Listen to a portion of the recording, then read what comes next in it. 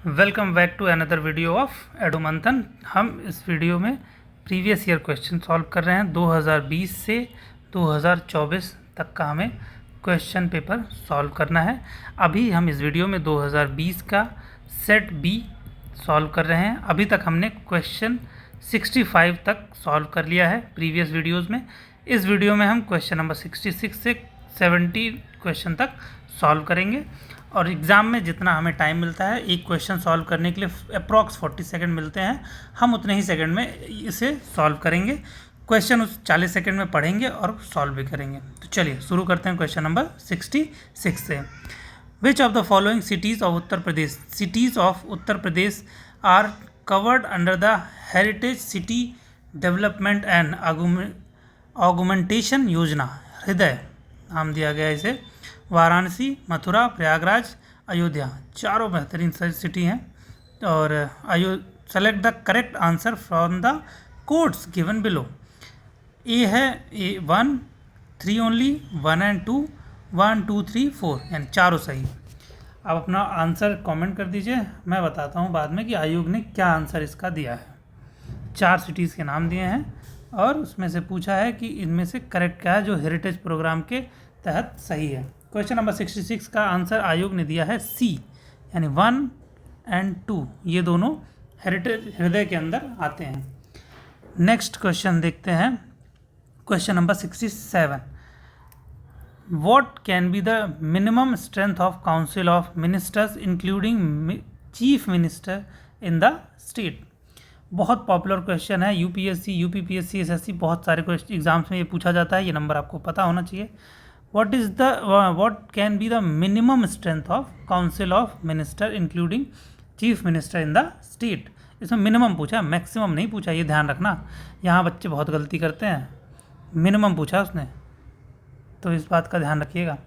इससे रिलेटेड एक क्वेश्चन अक्सर मिलता है, यूपीएससी तो इससे प्रॉपर डिटेल में पूछ देता है, स्टेटमेंट बना के क्वेश्चन पूछ देता है। तो आप अपने आंसर आई होप कि कमेंट कर दिए होंगे।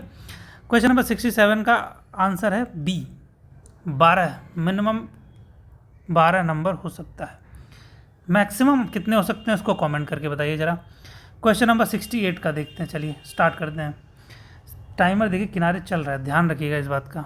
What should be total fertility rate TFR of a population in order to reach at the replacement level of fertility?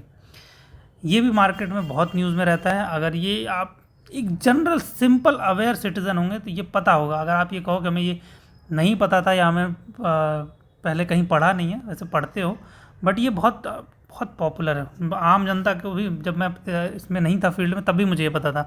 तो A1 1.6, 2.1, 2.3 जनरल अवेयर सिटीज़न होंगे तो आपको ये आंसर पता होगा। चलिए इसका आंसर है 2.1। देखिए सिंपल सा रिप्लेसमेंट रेट का एक लेवल बता दूं, सिंपल सा कॉन्सेप्ट, चलो बता ही देता हूँ सिंपल। देखो ये हस्बैंड वाइफ है, ठीक। अब हस्बैंड वाइफ से अगर एक बेबी हुआ, ठीक, अगर एक बेबी अगर होगा, अब कुछ टाइम के बाद ये बड़ा होगा धीरे धीरे, इसकी एक वाइफ आएगी, ठीक है, इन्होंने शादी कर ली। कुछ टाइम के बाद ये दोनों एक्सपायर हो जाएंगे, तो अभी वहाँ वापस कितने आए? सिर्फ यही 2 रह गए। लेकिन पॉपुलेशन को अगर आपको बढ़ाना है तो आपको एक और रखना पड़ेगा, तो 3 होने चाहिए। 3 होंगे, एवरेज 2.1, 2% नहीं, 2 बेबी नहीं, थोड़ा सा एक ज़्यादा, तो इंसान आधा तो हो ही नहीं सकता, तो एक ज़्यादा, तो 3 अप्रॉक्स नहीं हो सकता। ऑन एन एवरेज अगर 100 लोग हैं तो ये मान के चलते हैं कि 2.1 अगर 100 लोगों का एक एवरेज आता है बेबी, तो इतना हम अपनी जो पॉपुलेशन है उसको रिप्लेस कर देंगे वापस।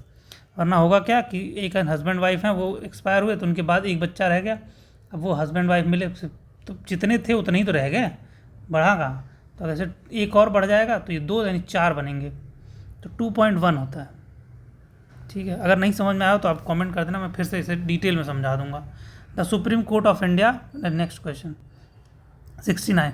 The Supreme Court of India enunciated the doctrine of basic structure of constitution. बहुत इंपॉर्टेंट क्वेश्चन है, हर साल कोई ना कोई क्वेश्चन इससे होता ही है। बेसिक स्ट्रक्चर ऑफ डॉक्ट्रिन, तो ये तो पता होना चाहिए, एक सिंपल अवेयर स्टूडेंट को पता होना चाहिए कि किस से रिलेटेड, किस केस से रिलेटेड है।